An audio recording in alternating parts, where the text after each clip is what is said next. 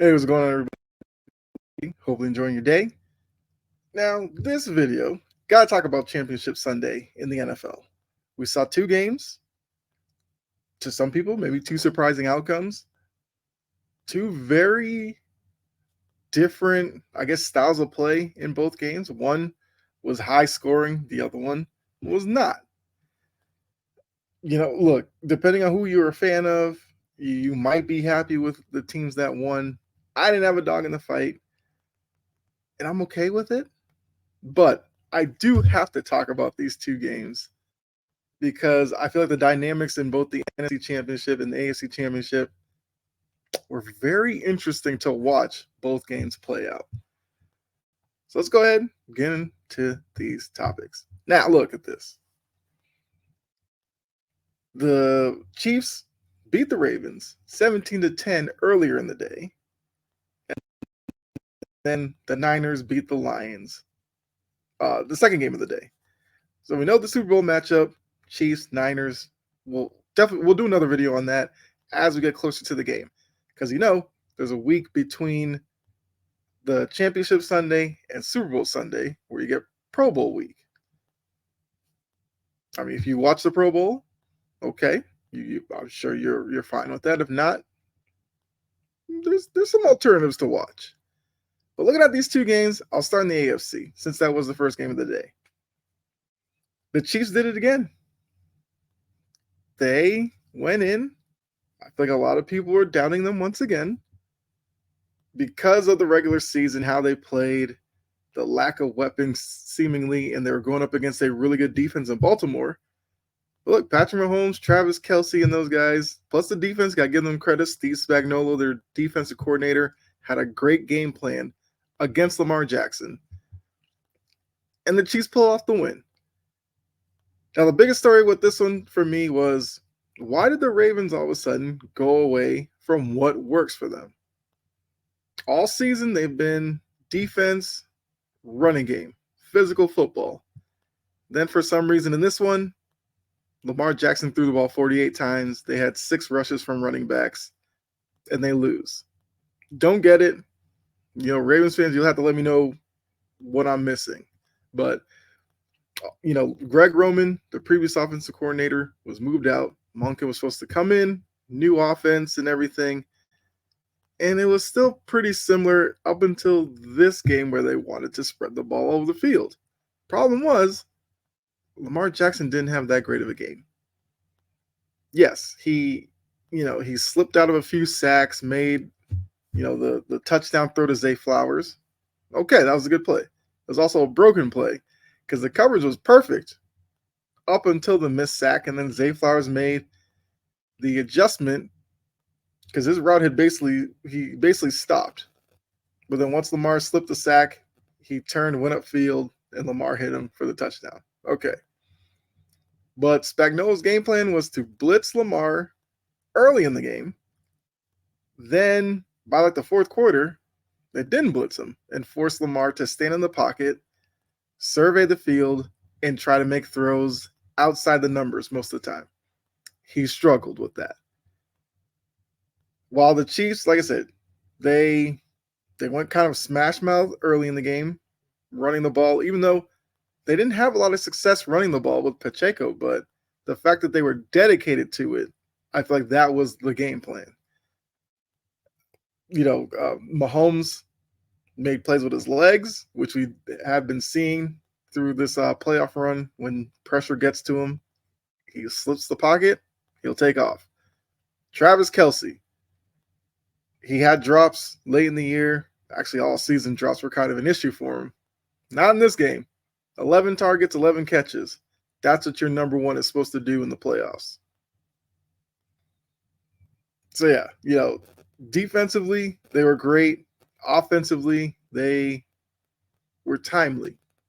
17 points isn't, a great offensive output.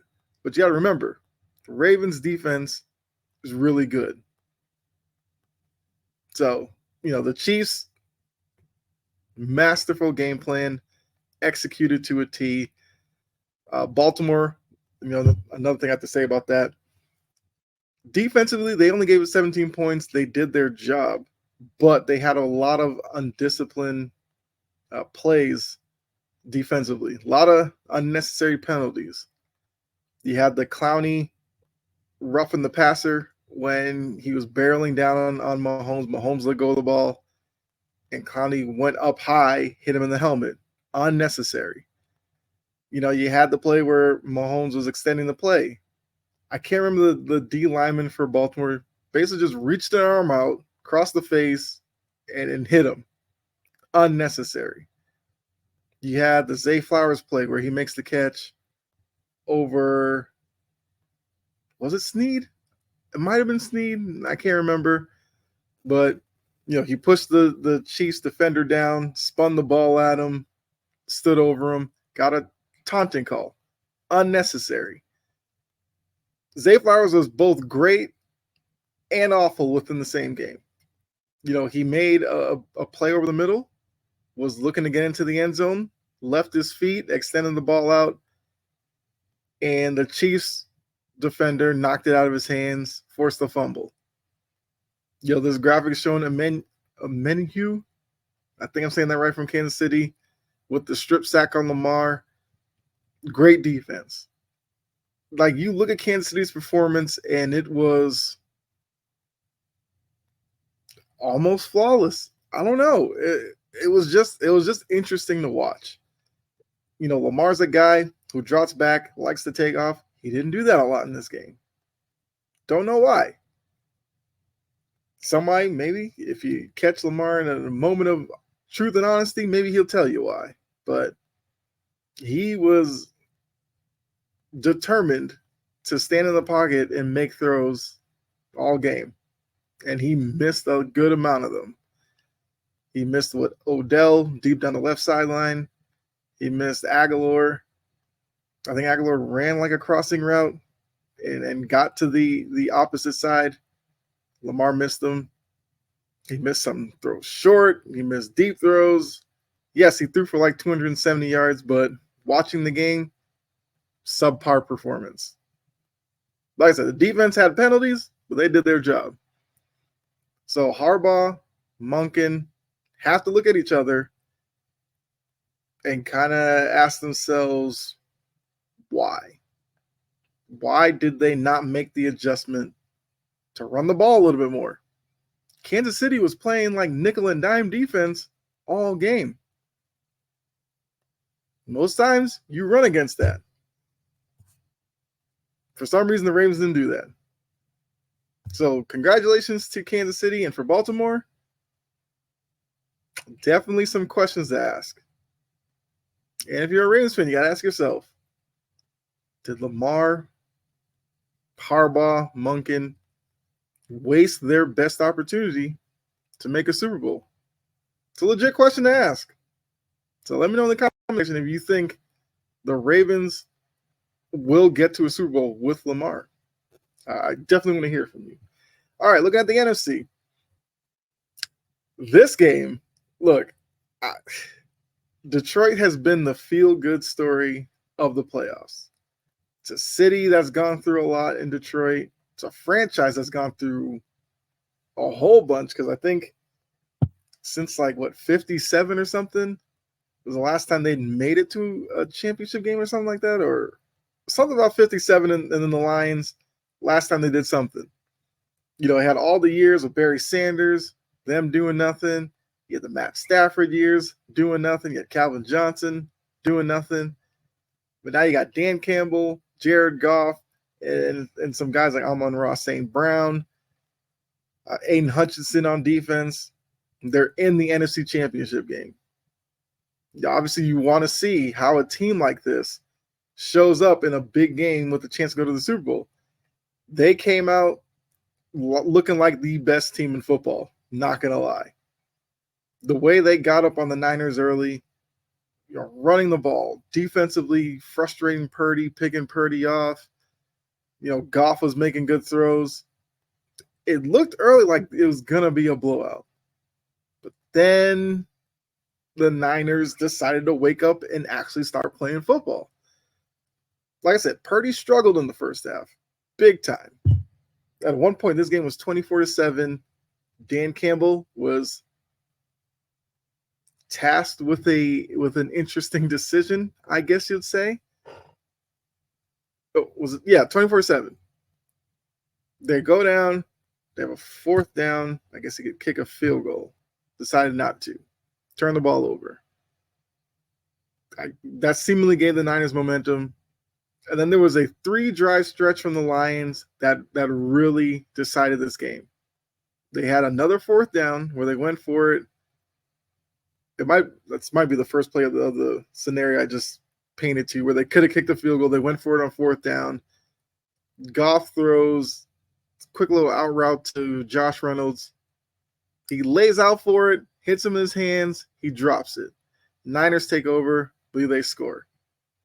Next drive, Lions have the ball, hand off to Gibbs. Gibbs gets stripped. Niners recover it. Niners score again. Momentum has completely shifted to the Niners. Third, final drive of the scenario I'm painting for you. 3rd and 10. I believe the Niners are in man defense. Reynolds comes across the middle of the field open. He's got a good, 3-4 steps on his defender. Goff puts it on him, and he drops it. He goes to the ground. He's holding his head. He knows what he just did. Missing a big opportunity to make a play. And the way the defense was, he catches that. He's got nothing but room going upfield. Maybe he could have scored on the play. I can't remember where the safeties were at that moment, but he had a lot of room to operate. And he just couldn't hold on to it. And then the Niners go, score again. So that 3-drive stretch right there allowed the Niners to walk down the Lions and ultimately take the lead. They had, a 34-24 lead. Then the Lions come down, get a touchdown to make it 34-31, but could never really get the ball back, and then the Niners win it. So the Niners are going to the Super Bowl. The Lions, their Cinderella run, falls a game short of making it to the Super Bowl. But Brock Purdy, terrible first half, third quarter, but the fourth, well, I'll say the second half, he definitely played better.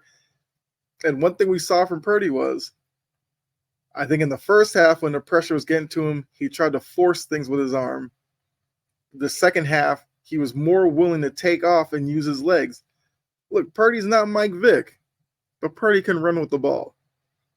And I feel like maybe this is a game that, he realizes that, yes, he's not the biggest name on the offense, but he can be a major contributor, whether it's with his arm or his legs. So if we see more of the dual aspect of Brock Purdy, who knows how good he can actually be. Yes, he was Mr. Irrelevant. We get it. Mr. Irrelevant's usually kind of a joke of the draft. But you got to give Purdy credit. They made the NFC title game last season. A lot of people didn't give him credit for it because he was the unknown. Came back this season with people having tape on him, got them to that point, and wins the game, and now he has them in a Super Bowl. Like I said, you got to give Purdy credit for that. And now looking at the Super Bowl, which, like I said, I'll do a video on that later on as we get closer to it. But you have the recent dynasty of the Chiefs going up against the Niners team that has been up and coming for years, with a coach in Kyle Shanahan that has some Super Bowl demons to kind of vanquish. If you know, you know. 28-3. That's all I'll say. So I'm interested to see how this game plays out. No, I'm not one of those who bought into the whole script thing or rigged nonsense. If you're going to watch the Ravens game and tell me that the game was rigged against the Ravens, you might want to put down that Ravens Kool-Aid. They lost that game because of their own play and execution, not because there's some agenda against them. Also, we're not hearing this from Lions fans. Lions fans are just happy to be there because they've gone through decades of being irrelevant. So Those are my thoughts. You let me know in the comment section how you felt about these two games. And look, if you're one of those believers of it being rigged or script or whatever, let me know in the comment section why you think so. I'm sure I'll have a rebuttal. Let's have some fun down there. But yeah, definitely appreciate it. Always appreciate you guys clicking on the videos. You can see all the socials up on the screen here. Make sure to follow me on the ones that you use. Greatly appreciate that as well. But look, I'll have us up on TikTok. There'll be a poll up here on the screen. But definitely appreciate all of you. Be safe. God bless. I'll see you next video. Enjoy the rest of your day. All right.